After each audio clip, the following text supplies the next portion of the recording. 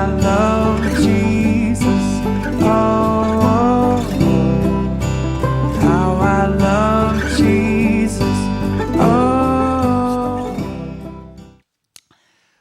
경쟁 관계에 있는 이 두 사람의 의과 대학생이 있었습니다. 두 사람이 이 복도를 걷고 있는데, 병원 복도를 저 멀리에서 어떤 사람을 만났어요. 그 사람이 아주 힘든 표정을 하고 다리를 좀 끌면서 이렇게 걸어왔습니다.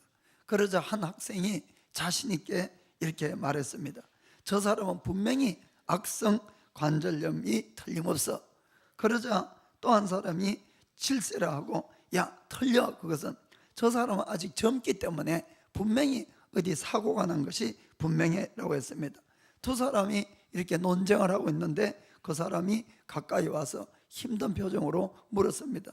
미안하지만 화장실이 어디예요?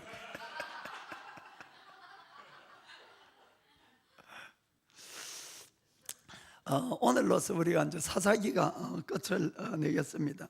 지금까지 16번 사사기를 이렇게 쭉 해왔었는데, 항상 사사기 시작할 때는 이렇게 되어 있죠. 이스라엘 자손이 다시 여호와의 목전에 악을 행하였으므로. 언제나 시작이 똑같았습니다. 그리고는 하나님이 거기에 대해서 징계를 하면은 그들이 또 못 살겠다고 하나님 살려달라고 부르짖으면은 하나님 살려주시고, 또 살만하면 또 악을 행하고, 이것이 계속해서 반복되어 왔다는 걸 볼 수가 있습니다. 그래서 이 사사기를 기록한 이 기록자가 사사기의 결론을 마지막에 이렇게 내고 있습니다. 사사기 가장 마지막에 있는 사사기 21장 25절입니다. 자, 그때에 이스라엘에 왕이 없으므로 사람이 각각 그 소견에 옳은 대로 행하였더라. 자, 그때 이스라엘에 왕이 없다는 표현을 했는데, 이 이스라엘에 왕이 없었던 것이 아닙니다. 이스라엘 백성에게 있어서 왕은 누굽니까? 하나님, 그분이었죠. 하나님. 그런데 이 뜻은 그들 이 이스라엘 사람들이 하나님을 자기들의 왕으로 삼고 싶지 않아 했다는 그 뜻입니다. 쭉 지금까지 본 것처럼. 그래서 하나님의 말씀을 따라 사는 것이 싫었던 거예요. 그래서 그들은 귀에만 대고 좀 살만하면은 하나님을 버리고 자기 마음대로 살아갔다, 그 뜻입니다. 그래서 하나님을 왕으로 삼지 않는 것은 내가 왕이 되어서 자기가 옳다고 생각하는 대로, 자기가 좋아하는 대로, 편한 대로 다들 이렇게 살아갔다, 이런 뜻이 되겠습니다.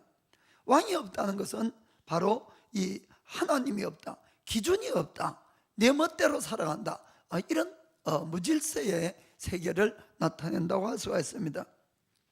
사실 이 사사기 시대는 오늘날 우리가 살고 있는 이 시대와 아주 비슷한 점이 대단히 많습니다.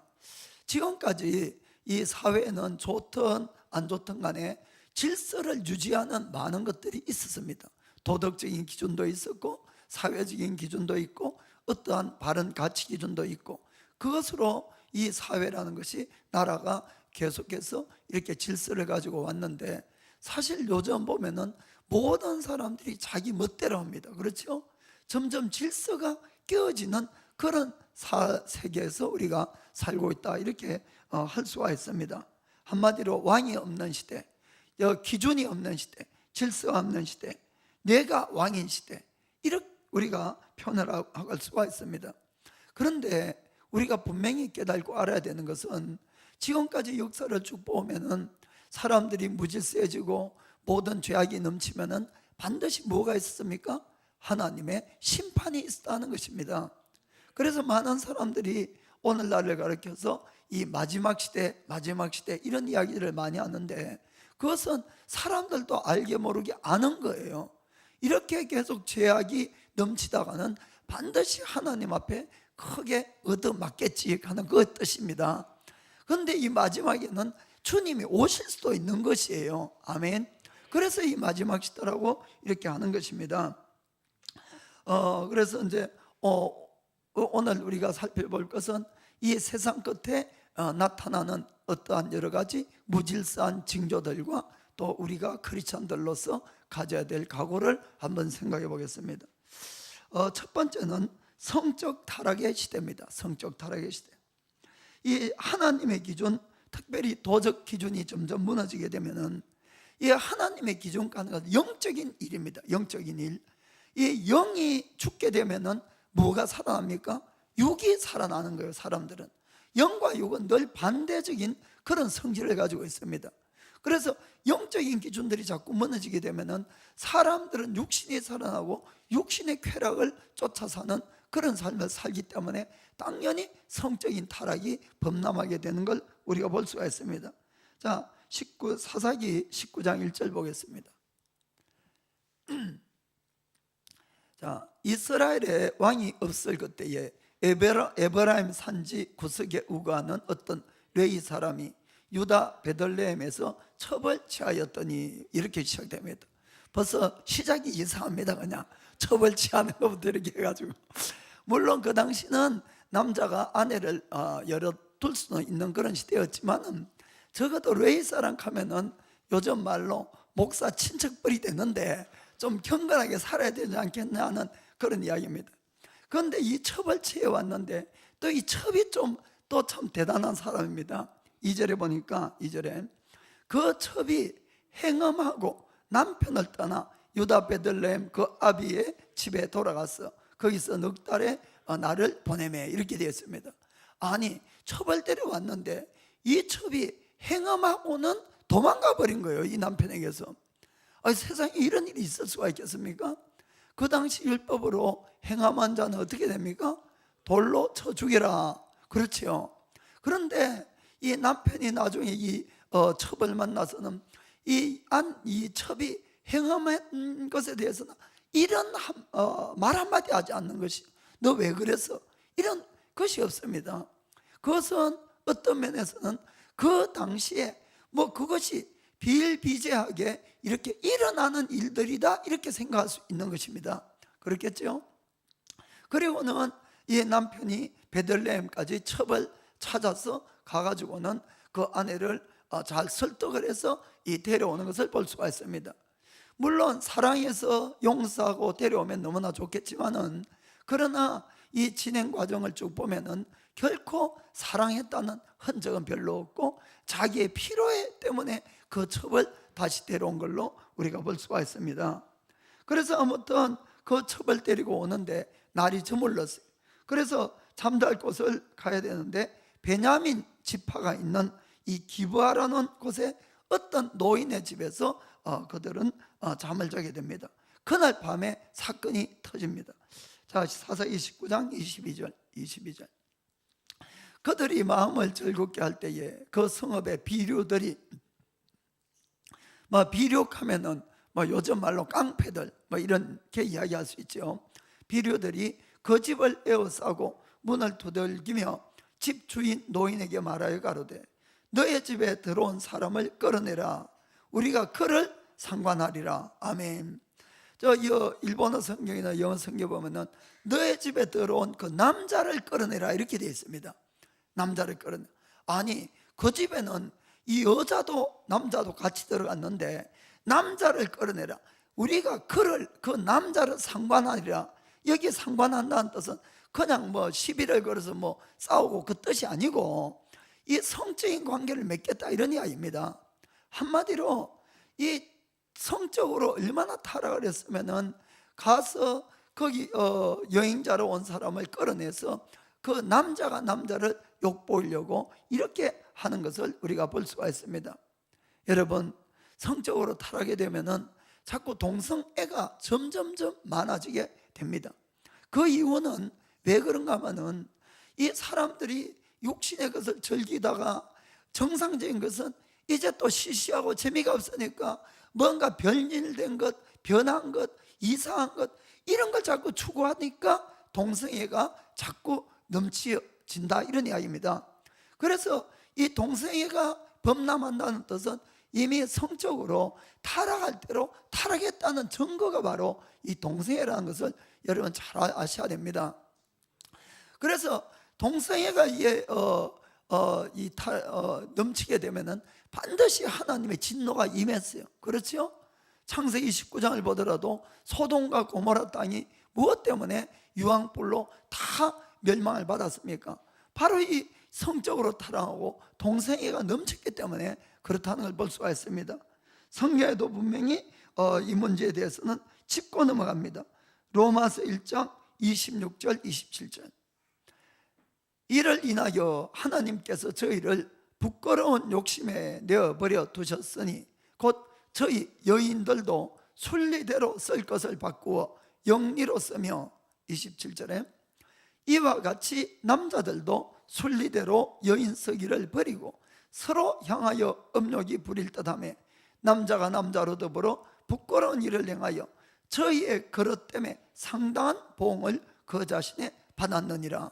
아멘. 그래서 이 동성애가 되어서 이렇게 되면은 하나님이 반드시 진노를 해서 저희의 그릇 때문에 상당한 보응을 그 자신에게 받았다. 사실 에이즈가 왜 생겼습니까? 이 동성애로 말미암아 에이즈가 생긴 겁니다. 여러분, 하나님은 우리를 참 사랑하시는 거예요. 그런 질병을 통해서라도 그런 죄를 짓는 사람들이 깨우쳐서 회개하고 돌아오라는 뜻이라는 것을 여러분 믿으시기 바랍니다. 하나님의 진노나 여러 가지 질병이나 사고나 이런 것들이 있을 때는 우리가 생각해 봐야 됩니다. 내가 정말 바른 길을 가고 있는 것인지. 하나님은 금방 그 죄 때문에 죽일 수도 있는 것이에요. 그러나 그렇지 아니하고 고난을 주시는 이유가 바로 우리를 돌이키게 위함인 것을 여러분 믿으시기 바랍니다.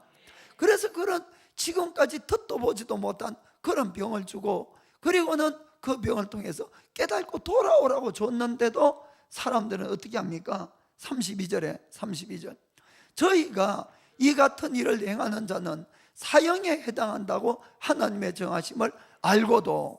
자, 여러분, 옛날에는 동성애라고 이런 것들을 사람들이 부끄러워했어요. 그 하는 사람도 부끄러워했어요, 스스로. 그래서 다 감추어 있었습니다. 우리는 하나님께서 만들었기 때문에 우리의 마음속에는 양심이 있고 하나님의 법이 있는 것입니다. 그래서 우리가 잘못된 것을 하면 내가 알아요. 하나님을 믿든 안 믿든 이것은 잘못된 거다, 사형에 해당한다는 것. 그래서 옛날에는 감췄는데 오늘날 시대는 어떻습니까? 텔레비나 이런 데 매스컴에 버젓이 나와서 그들이 선생 역할을 하고 있는 것이. 그거 한번 읽어봅시다. 알고도 자기들만 행할 뿐 아니라 또한 그 일을 행하는 자를 옳다 하느니라. 정말 세상이 거꾸로 돌아가는 겁니다.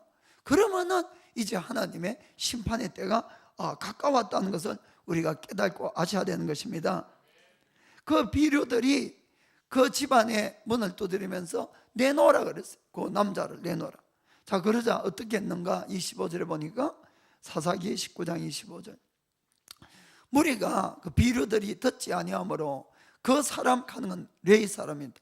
그 사람이 자기 첩을 무리에게로 붙들어내매 그들이 그에게 행음하여 밤새도록 욕보이다가 새벽 미명에 놓은지라. 이렇게 되어 있습니다. 이 남자가 정말로 그 첩을 사랑했다면은 자기가 나가야지 왜 첩을 내보내? 자기가 살라고는 첩을 그냥 내보내고 자기는 문 닫고 안에 있었어요. 그 밤새도록 이 여인은 고통을 당했습니다. 그러고 나서 그 다음 날 아침에 이제 일어나서 가려고 나가는 거예요. 자, 26절부터 좀 더 읽어보세요. 28절까지. 동틀 때에 여인이 그 주인의 우거한 그 사람의 집 문에 이르러 엎드려져 밟기까지 거기 누웠더라. 그의 주인이 일찍이 일어나 집 문을 열고 나가 떠나고자 하더니 그 여인이 집 문에 엎드려져 그 두 손이 문지방에 있는 것을 보고, 아마 그 사람은 이 여인하고 상관없이 아마 거기 없었으면 혼자 떠나갔을 것 같아요. 그런데 그거 보니까 그 문지방에 와 있었어요. 그래서 28절에 그에게 이르되 일어나라 우리가 떠나가자 하나 아무 대답이 없는지라. 이에 그 시체를 나귀에 싣고 행하여 자기 곳으로 돌아갔어. 이 여인이 죽은 겁니다. 거기까지 와서. 그 아주 기가 막힐 일이 이렇게 일어나 버린 것이. 이 마지막 시대의 특징은 지난 시간에 말씀하기를 첫째는 종교가 타락한다 그랬습니다. 종교가 참 하나님을 두려움도 없고 믿음이 없으니까 이 종교의 제사장들이나 모든 사람들이 돈이나 자기 이익이나 이런 쪽으로 다 변질돼서 흘러가고 이렇게 많은 겁니다. 하나님의 바른 소리를 내는 목소리가 점점 줄어든다, 이런 이야기죠. 참 진리를 이야기 안 하니까, 영적인 이야기를 하지 않고 참 진리를 이야기 안 하는 그런 시대가 되니까 자연적 사람들도 이 모든 기준이나 모든 것들이 하나님을 두려움이 없이 세상 기준으로 다 흘러가 버리고 만나는 것입니다. 그래서 일어나는 가장 큰 현상이, 영이 죽게 되면 육이 산다 그랬어요. 그 육적인 쾌락을 추구하는 그런 세상으로 변질되고 만나는 것입니다. 그것이 바로 성적인 타락이 일어나는 것이 아주 두드러져 있습니다. 오늘날 시대에 이 성적 타락에 대해서 제가 여기서 일일이 이야기하기조차도 부끄러운 것들이 너무나 많습니다. 한국에서는 이런 이야기가 있다 그래요. 지난번에 가서 그 이야기를 듣고 참 깜짝 놀랐는데, 얼마나 결혼한 사람들도 애인들을 가지고 많이 하는지, 애인이 없으면 불구자라는 이야기를 한다는 거. 아유, 그 생각해 보세요. 그 애인을 가지고 있는 사람들이 자기들을 합리화하려고 그렇지 않는 사람들을 막 이렇게 비난하고 막 깎아내리고 이렇게 해서 오히려 애인이 있는 것이 더 멋있는 것처럼, 오늘날 그렇게 사는 것처럼 이렇게 하는 거예요. 그리고 어떤 건전한 부부가, 그래서 한 번은 백화점에 갔는데 주차할 곳이 없었어요. 그저 이 불구자 차 세우는 데 있잖아요. 그 뭐라 그럽니까? 장애자. 거기에 딱 세우니까 그 사람이 이제 왔어요. 당신들 장애자도 아닌데 왜 여기 세웠냐고. 우리 장애자라고. 아니 왜냐고 하니까 우리 애인이 없다고.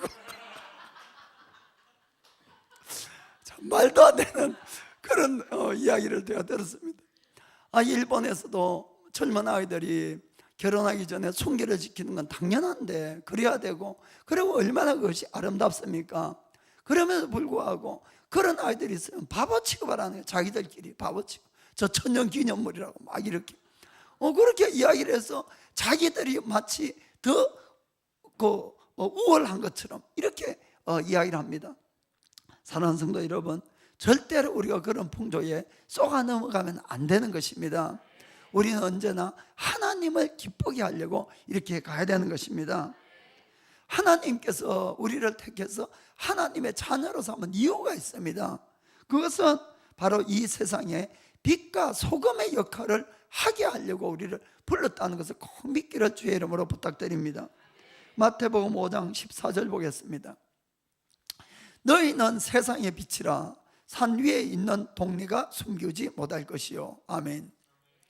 주님은 우리 보고 빛이 되어라가 아니라 이미 너희는, 나를 믿는 너희는 세상의 빛이라는 것입니다. 아멘. 여러분, 이 세상이 밝다면 빛은 필요가 없습니다.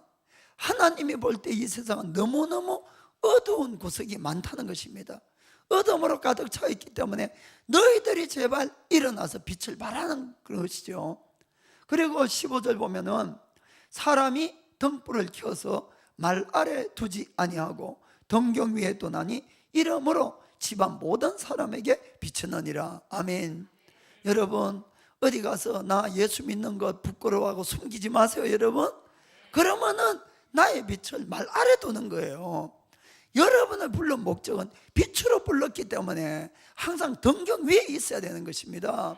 남들에게 나타내야 되는 것이요. 나는 크리스찬이라고. 그래서 숨겨진 크리스찬이 안 되는 숨겨진 크리스찬이면 안 된다는 겁니다.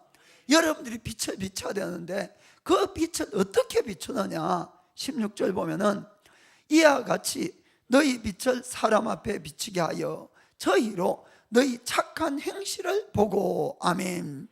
우리들의 착한 행실이야말로 그들 앞에서 비치는 빛이 된다는 것을 꼭 믿으시기 바랍니다. 이 세상 사람들은 항상 세상의 풍조에 따라서 삽니다. 최첨단을 걸어가나 바람 피는 것도 최첨단. 어떤 배우가 그랬죠. 바람 피는 것은 문화다 이랬는데 그것이 아니라는 것입니다.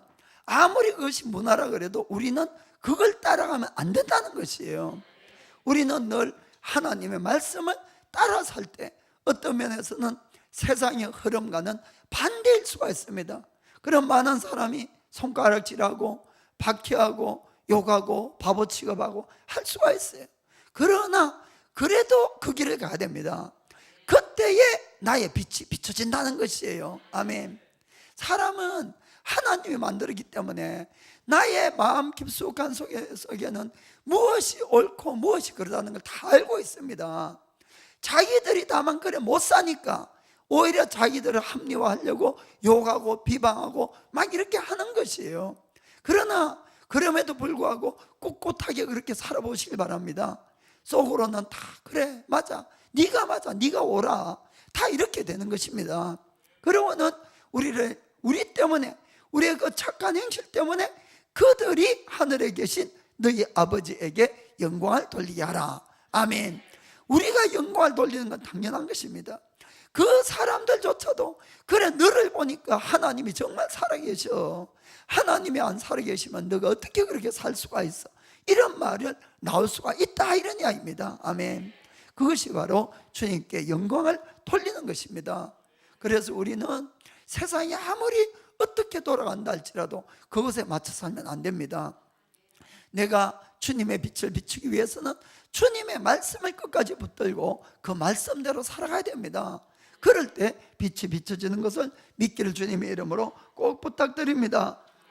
정말로 젊은 아이들은 특별히 욕심의 유혹에 많이 좌우될 수가 있어요.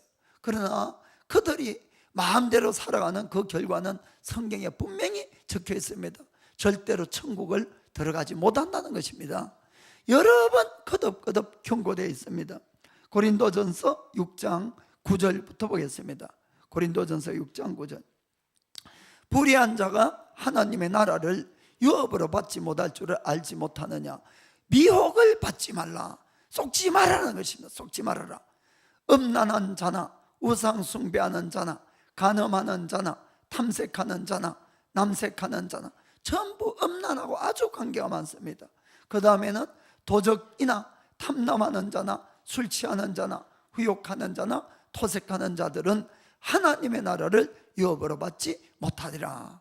못 들어간다고 되어 있어요. 그래서 우리가 바르게 정죄를 지킨다는 것이 중요한 것입니다. 여러분, 지옥도 아무나 들어가는 것이 아니고 지옥에 떨어지는 것도 조건이 있더라고요.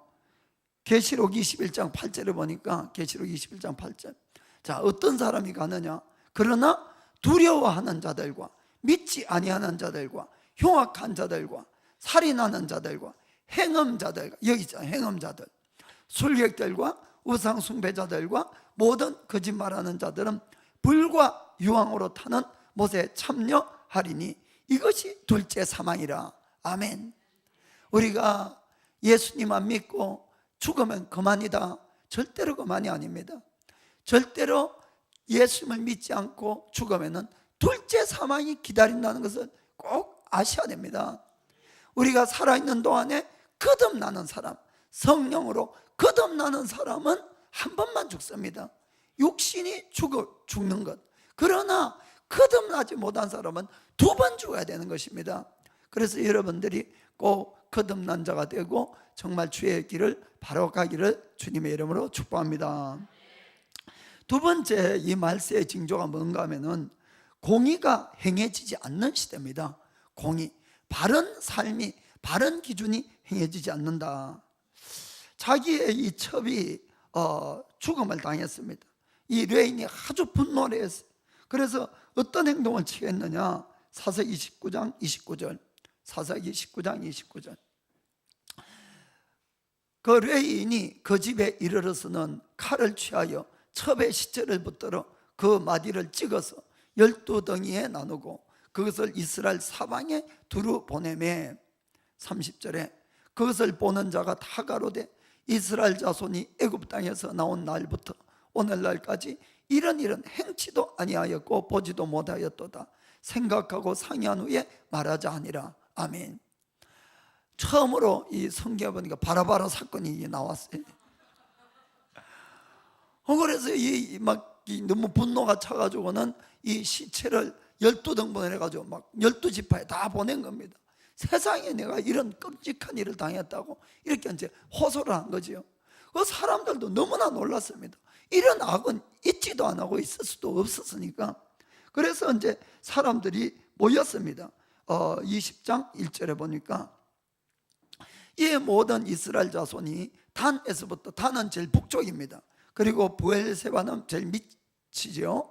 브엘세바까지와 길르앗 땅에서 나왔는데 그 회중이 일제히 미스바에서 여호와 앞에 모였으니, 자 3절까지, 온 백성의 어른 곧 이스라엘 모든 지파의 어른들은 하나님 백성의 총회에 섰고 칼을 빼는 보병은 40만이었으며 이스라엘 자손의 미스바에 올라간 것을 베냐민 자손이 들었더라.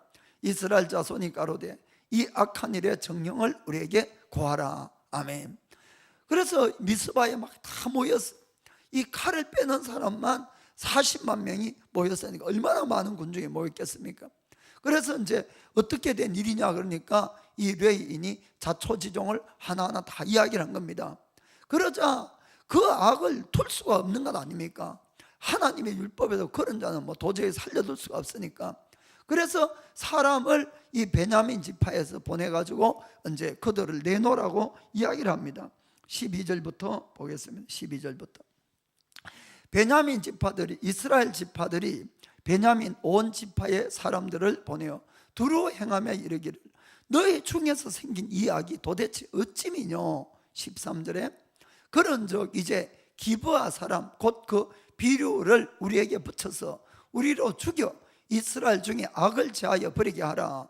하나 베냐민 자손이 그 형제 이스라엘 자손의 말을 듣지 아니하고, 이렇게 되어 있습니다. 아니, 그들을 제거하는 것이 당연한 거예요. 그렇잖아요? 그들은 정말 상상도 할 수 없는 그런 악을 행해서 뭐 처음으로 정말 이 시체 바라바라 사건이 생기고 이렇게 됐잖아요. 오히려 이 베냐민족 자신들이 자기들 지파에서 이런 비류들이 생겨났다는 것을 정말 부끄럽게 생각하고 오히려 솔선해서 그 비류들을 잡아서 오히려 처단해야 되는 것이 마땅함에도 불구하고 그 이스라엘 사람들의 말을 듣지 않는다고 되어 있습니다. 그것뿐만 아니라 14절에 보니까 도리어 각 성읍에서 기브아에 모이고 나가서 이스라엘 자손과 싸우고자 하니, 아니 말이 안 되는 사건이 이제 벌어지는 겁니다. 그 죽여야 마땅할 그 자들이 자기하고 친척된다고 그들을 감싸고 목숨 걸고 오히려 바른 일을 하려는 사람들하고 지금 싸우려고 나오고 있다, 이런 이야기입니다. 여러분, 정말 이게 말이나 되냐 하는 이야기이죠. 이유는 이 사람들은 자기 친척되고 자기 동족이다, 이런 이야기입니다. 그래서 하나님의 율법도 그 앞에는 필요 없고 이 사회적인 어떠한 룰도 필요 없고 그것보다 더 우선하는 것이 자기들 동족이다 하는 그 이야기입니다. 결국 그 결과로 이 베냐민 지파가 그 당시에 어린아이까지 한 20만 명 정도 됩니다. 이 막 계산을 해보면은 결국은 다 살아야 됩니다. 다 살아. 아주 막 비참한 결과를 가져와서 600명밖에 남지 않는 그런 비참한 결과까지 생겼습니다. 사랑하는 성도 여러분, 왜 이 사회가 혼돈이 오고 왜 어려움들이 있습니까? 그것은 하나님의 의보다도 사람의 인정, 인맥, 자기 이익, 부정 이런 것들이 전부 우선시하기 때문에 언제나 혼돈이 일어난다는 것을 우리는 잘 깨닫고 알아야 되는 것입니다. 이 베냐민족처럼 피는 물보다 진하자 이런 논리로 뭐든지 나아가면 다 그런 것입니다. 여러분, 하나님은 언제나 선악을 가지고 우리에게 말한다는 것을 꼭 아셔야 됩니다. 그런데 선악이 필요 없어요. 이런 사람들은 자기 편이면 악해도 옳은 것이고 감싸고 그냥 이렇게 덮어두는 것입니다. 옳은 일을 해도 남이고 경쟁자면은 언제나 깎아내리고 비난하고, 이것이 이 세상에 지금 혼돈을 가져오고 있는 것입니다. 사회나 회사나 이 나라 간에도 일어나는 일들을 보시기 바랍니다. 다들 겉모양은 대의명분을 이야기하죠. 멀쩡하게 대의명분은 그냥 악을 행하면 될 텐데 꼭 자기들이 옳다는 거예요. 그 이슬람 국가도 자기들이 옳다고 막 주장하면서 지금 그런 악을 행하죠. 심지어는 북한도 마찬가지잖아요. 언제나 자기들이 옳다고 주장하면서 이야기를 합니다. 왜 사람들이 대의 명분을 이야기를 할까요? 아까도 말씀드렸지만은 우리는 하나님이 만들었기 때문에 우리의 양심 속에는 무엇이 옳다는 것을 다 알고 있다는 겁니다. 그래서 겉모양이 떠나 대의 명분을 이야기해야 되고 내가 옳다고 이렇게 이야기를 주장을 하는 겁니다. 그래서 무신론자들도 사람의 눈치를 보고 대의 명분을 이렇게 이야기하는 것이. 그런데 문제는 왜 세상에 여러 가지 일들, 사건들, 문제가 끊임없이 일어나느냐 하는 겁니다. 다들 옳다고 이렇게 이야기를 하는데 그것은 대의 명분은 말로만 대의 명분이지 실질적으로 행하는 것은 대의 명분대로 사는 것이 아니고 전부 자기의 이익대로, 인정대로, 인맥대로 이렇게 살아가는 것이 문제다 하는 것입니다. 그래서 공의가 실현이 안 되기 때문에 모든 사람들이 분노하고 이렇게 하는 이유가 이것에 있다는 것을 우리는 잘 아셔야 됩니다. 기독교에는 큰 두 개의 기둥이 있습니다. 큰 두 개의 기둥. 그것은 무언가 하면은 사랑과 의입니다. 사랑과 공의. 아멘. 우리가 기독교를 사랑만 이야기해도 절대로 안 됩니다. 또 기독교를 공의만 이야기해도 절대로 안 됩니다. 둘 다 있어야 됩니다. 기독교를 사랑만 이야기하면 완전히 무질서한 종교로 만들어버립니다. 그러나 기독교를 공의만 이야기해버리면 완전히 사람들을 다 지옥으로 다 던져버리고 마는 것입니다. 이해가 되십니까? 그래서 반드시 기독교를 이야기할 때는 사랑과 공의 이 두 가지를 이야기를 해야 되는 것입니다. 그리고 사랑과 공의가 이 두 가지가 하나로 만난 곳이 바로 예수님의 십자가라는 것을 꼭 기억을 하시기 바랍니다. 주님의 십자가는 하나님의 사랑, 하나님의 공의 둘 다 나타냈다는 것이에요. 하나님은 죄인인 우리를 살려주기 위해서 그것은 오직 하나님의 사랑에서 나왔습니다. 그렇죠? 그래서 하나님의 사랑 때문에 아들 예수님은 십자가에 못 박고 대신 우리를 살려주셨습니다. 그러나 또 예수님이 또 한 가지는 뭔가 하면은 하나님의 공의를 이루기 위함이도 여러분들이 아셔야 됩니다. 하나님은 죄의 싹은 뭐라고 했습니까? 사망이라고 말씀했습니다. 누가 정했습니까? 하나님이 정해놓았습니다.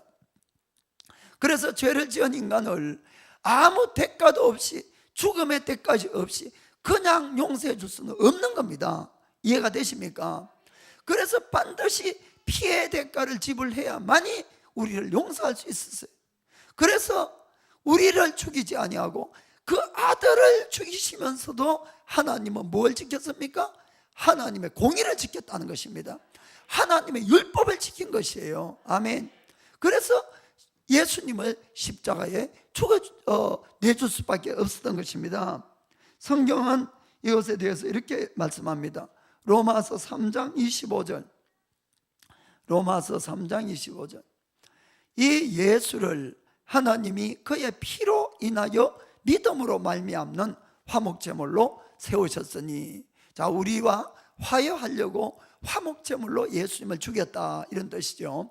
이는 하나님께서 길이 참으시는 중에 전에 지은 죄를 관과하심으로 자기의 의로우심을 나타내려 하심이니, 26절에 곧 이때에 자기의 의로우심을 나타내사 자기도 의로우시며 또한 예수 믿는 자를 의롭다 하려 하심이니라. 아멘. 25절 다시 보면은 무슨 말인가 하면은 하나님의 공익하는 것은 하나님의 법대로 집행을 해야만이 하나님이 의로움이 되는 것입니다.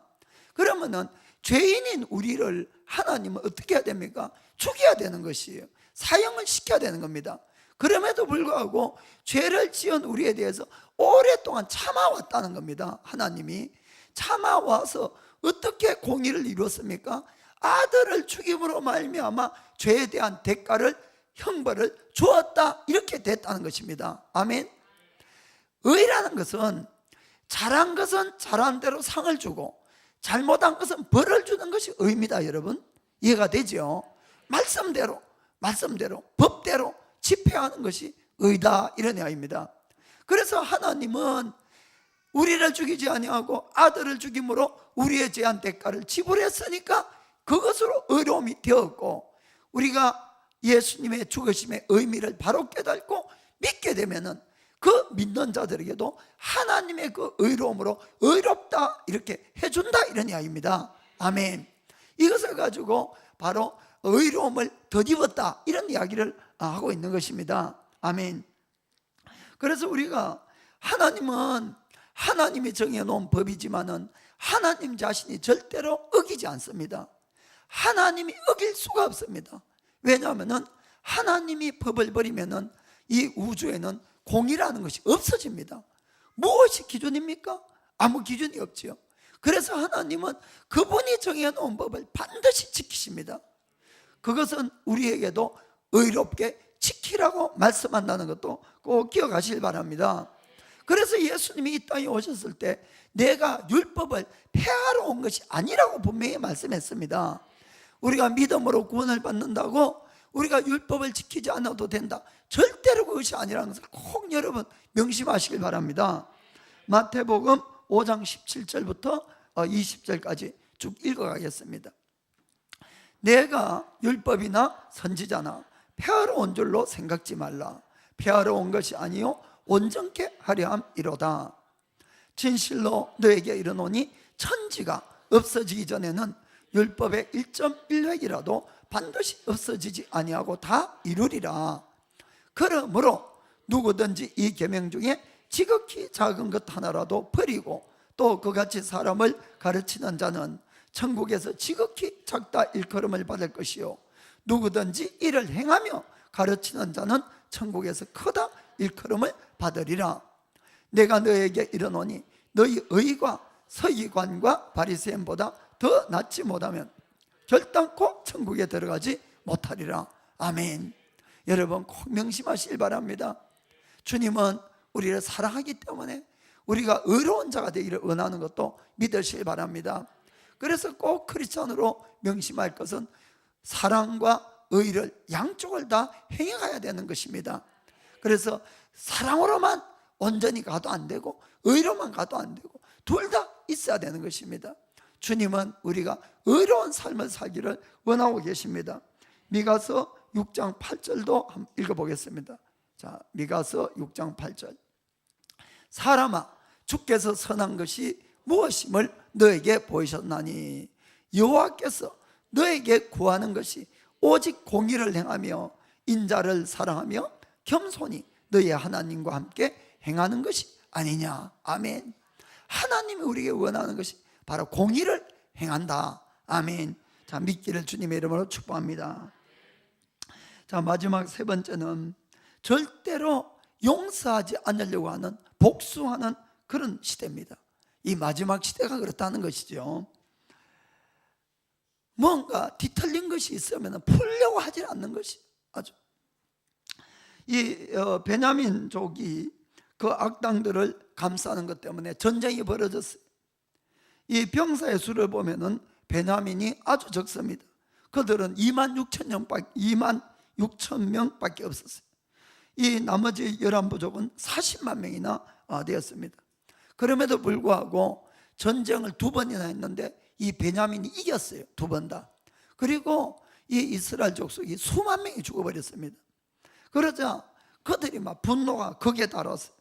그래서 세 번째 이 전쟁에서 이 베냐민 병사들을 죽이는데 한 명도 남김없이 아예 막 싹쓸이를 해서 다 죽입니다. 그 겨우 살아남은 사람이 도망간 600명만 살았어요. 이 2만 6천 명의 병사 중에 600명.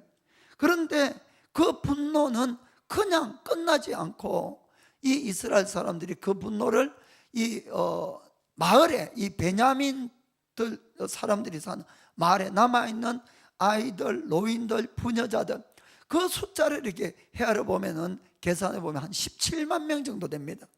그 17만 명을 어린아이까지 싹 다 죽여버립니다. 사사기 20장 48절입니다. 사사기 20장 48절. 이스라엘 사람이 베냐민 자손에게로 돌아와서 온 성읍과 가축과 만나는 자를 다 칼로 치고 탁치는 성읍마다 다 불살랐더라. 아멘. 여기는 숫자가 나오지 않지만은 자원 어린아이까지도 싹 다 죽여버렸어요. 뭐 베냐민하고 붙은 것은. 그리고는 그 다음에 그들이 어떤 결의를 하는가 하면은 이 21장 1절 보겠습니다. 21장 1절.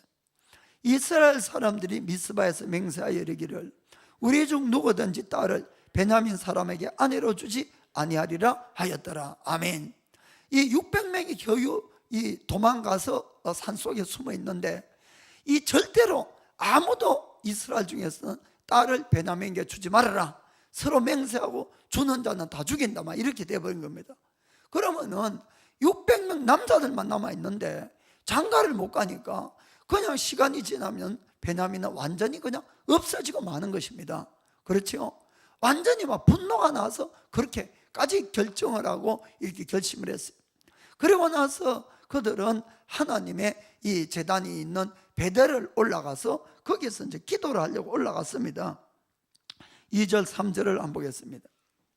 백성이 베델에 이르러 거기서 저녁까지 하나님 앞에 앉아서 대성통곡하여 3절에 가로되 이스라엘의 하나님 여호와여 오늘날 이스라엘 중에 어찌하여 한 지파가 이저러 졌나이까 하더니. 아멘.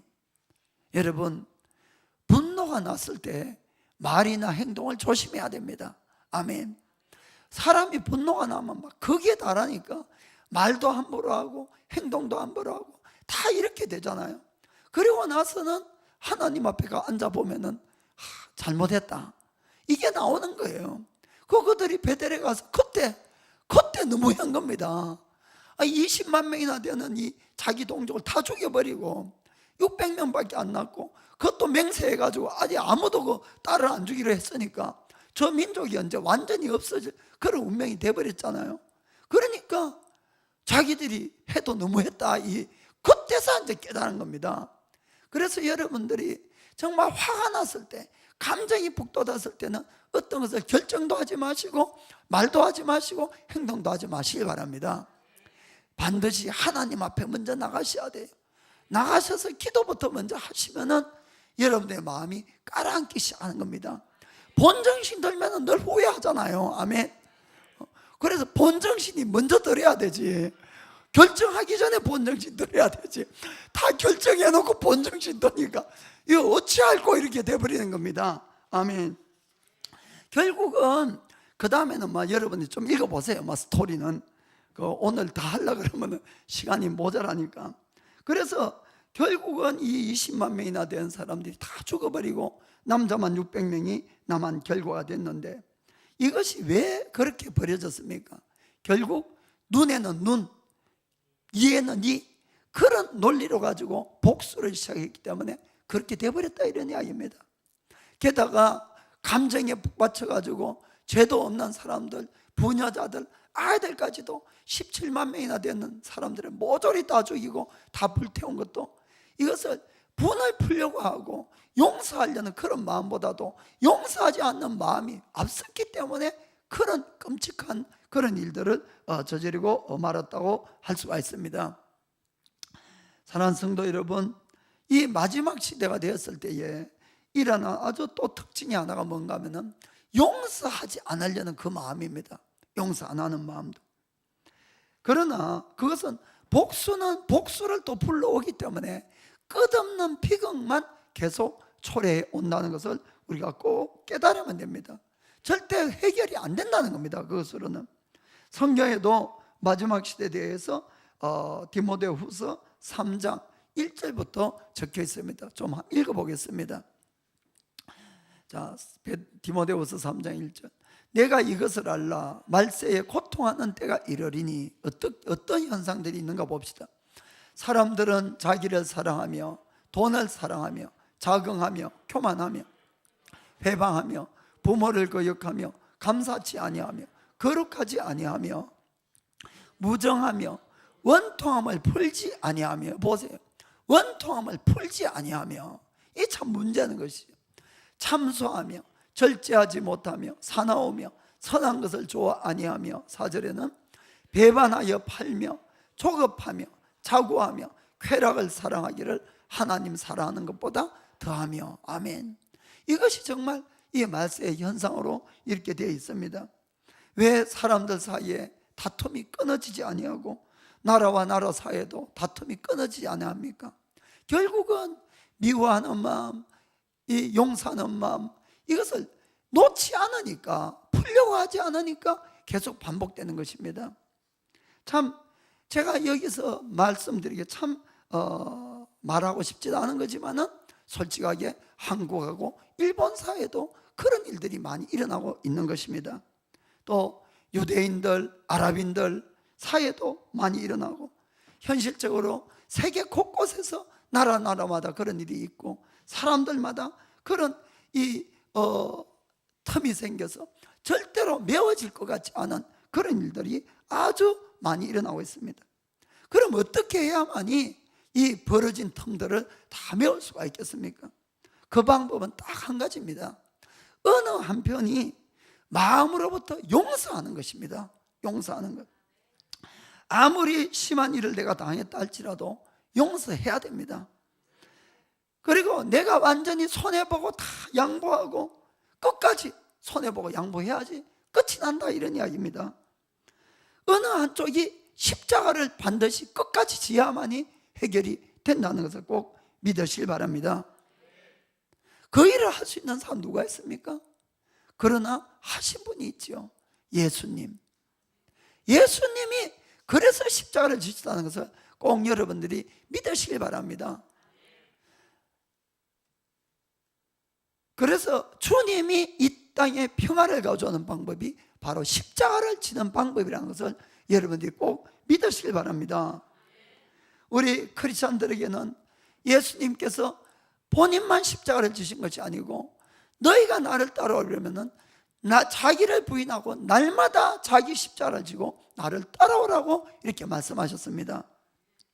우리에게도 그런 삶을 살아갈 때에 너희들 주위에 참 평화가 임하고 너희를 통해서 하나님의 영광을 받으신다고 주님은 우리에게 말씀한다는 거 꼭 믿으시길 바랍니다.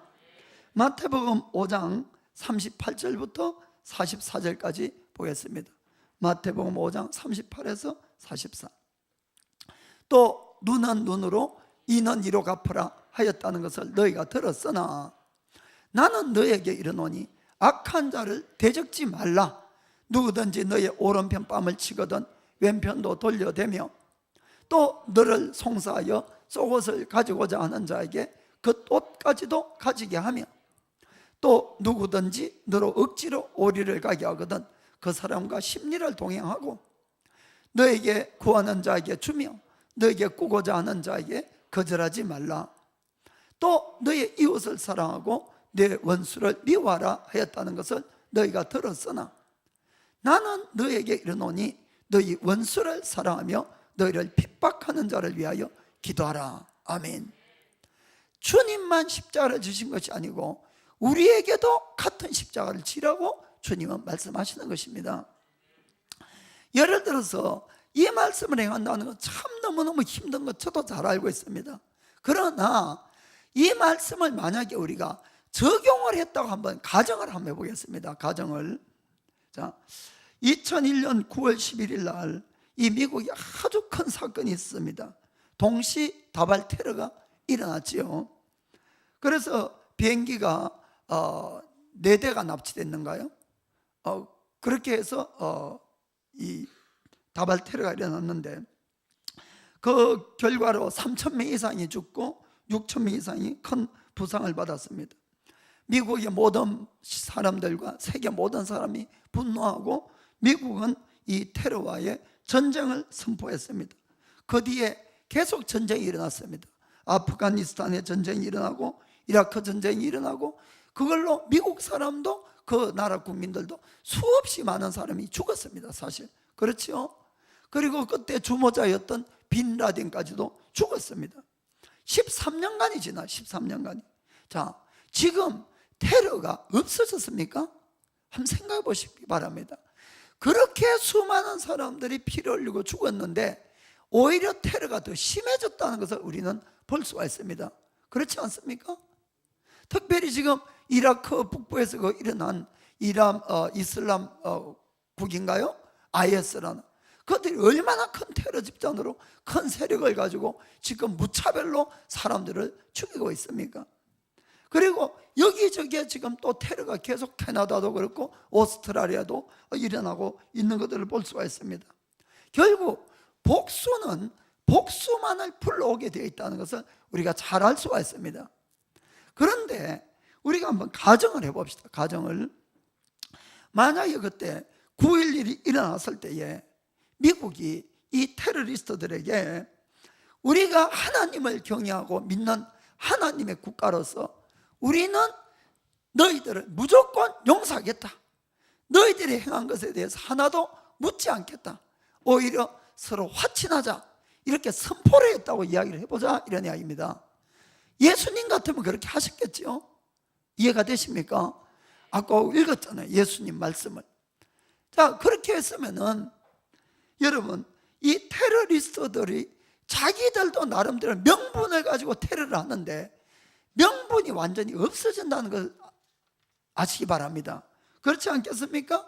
세계 모든 여론이나 모든 사람들이 테러로, 폭력으로 뭔가를 해결해 보려는 것에 대해서 전부 다 반대 입장을 할 것입니다. 그렇지 않겠습니까? 그렇게 되면은 테러가 이 땅에 발을 못 붙이게 되는 것입니다.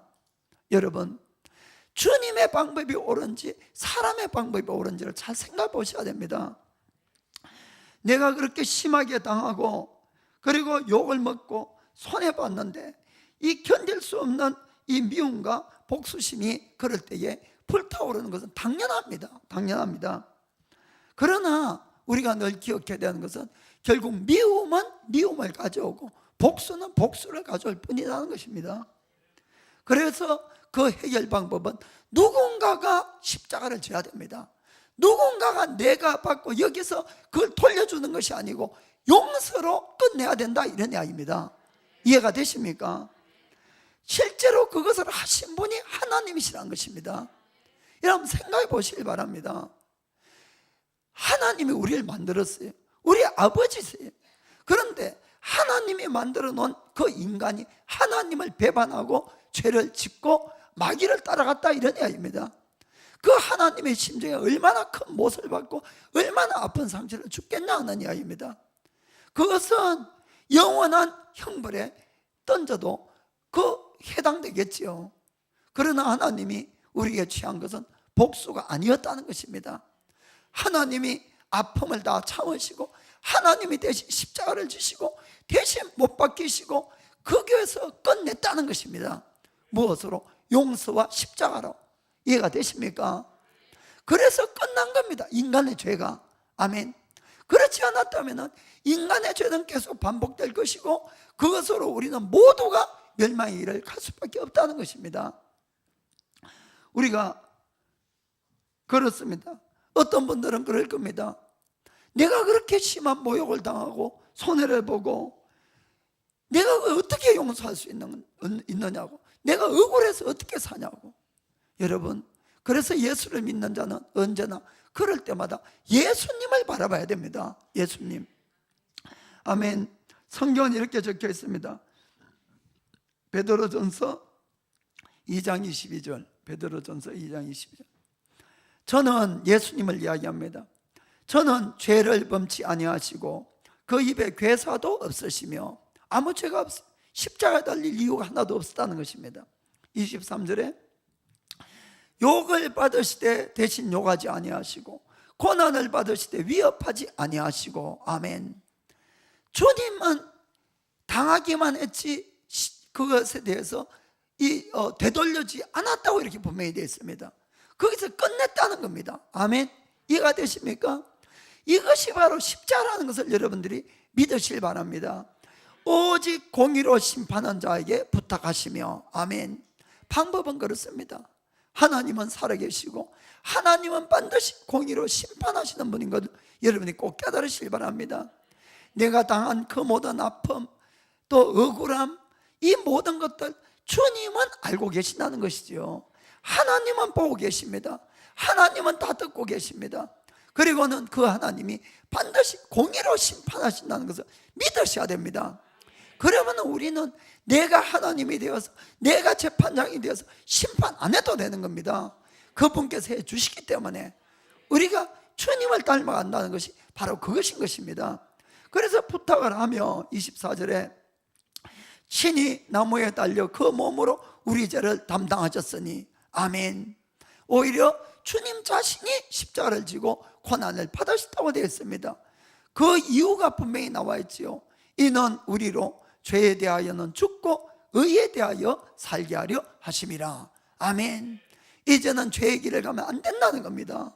이제는 바른 길을 가라고 우리를 대신해서 죽어주시다는 것을 믿기를 주님의 이름으로 축복합니다. 우리 크리스찬이라는 뜻은 작은 예수라는 뜻이고 예수를 믿는다는 뜻이고 예수님이 가신 그 발자취를 따라간다는 그런 의미가 있는 것입니다. 그래서 21절에 이렇게 되어 있습니다. 21절 이를 위하여 너희가 부르심을 입었으니 그리스도도 너희를 위하여 고난을 받아서 너희에게 본을 끼쳐 그 자취를 따라오게 하려 하셨느니라. 아멘. 예수님은 우리의 모범이라고 되어 있습니다.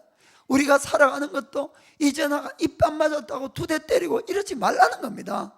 오히려 내가 당하고 거기서 용서로 끝내야만이 모든 것이 화평하다 이런 이야기입니다. 이해가 되십니까? 그렇지 않으면 늘 반복되는 것이에요. 반복. 내가 끝내기 위해서는 누군가가 주님께 모든 걸 맡기고 내가 십자가를 져야만이 끝날 수 있다는 것, 이것을 꼭 믿기를 주님의 이름으로 부탁드립니다. 주님이 평화를 이뤄가는 방법은 무엇입니까? 정말로 마음으로부터 용서하는 사람들을 통해서 이 세상의 평화를 이뤄가는 것입니다. 어떤 정치가 어떤 사상이 평화를 이뤄갈 수가 있는 것이 아니고 십자가를 지는 사람을 통해서 바로 평화가 이루어진다는 것을 믿기를 예수님의 이름으로 꼭 부탁드립니다. 이 세상은 끊임없이 변하고 죄악이 넘쳐날 수 있습니다. 새로운 어떠한 가치 기준들이 나타날 수 있습니다. 그러나 예수 믿는 우리는 그걸 따라가는 자들이 아닙니다. 오직 주의 말씀을 따라 사는 자들인 걸 믿으시길 바랍니다. 세상이 아무리 성적으로 타락을 해도 우리는 우리의 정절을 꼭 지켜 나가기를 주의 이름으로 부탁드립니다. 세상에 어떤 의로움이 없이 부정이 행해한다 할지라도 우리는 공의롭게 살아야 되는 것입니다. 어떠한 억울한 일이 당해도 기도하시고 주님께 맡기고 용서로 모든 것을 끝내려는 우리가 돼야 되는 것입니다. 2014년 오늘로서 끝이 이제 주일이 끝납니다. 혹시 우리가 주님의 말씀대로 살지 못한 것들이 있다면 이 시간에 좀 함께 기도하길 원합니다. 주님, 나를 도와달라고. 우리 힘으로 할 수가 없어요. 그래서 성령님 오시라 그러고 정말 도와서 내가 용서할 거 용서하고 바른 길을 갈 거 가고 혹시 잘못한 것 있으면 이 시간에 회개하고 우리가 깨끗한 마음으로 깨끗한 상태에서 2015년을 맞이하기를 원합니다. 자, 함께 기도하겠습니다. How I love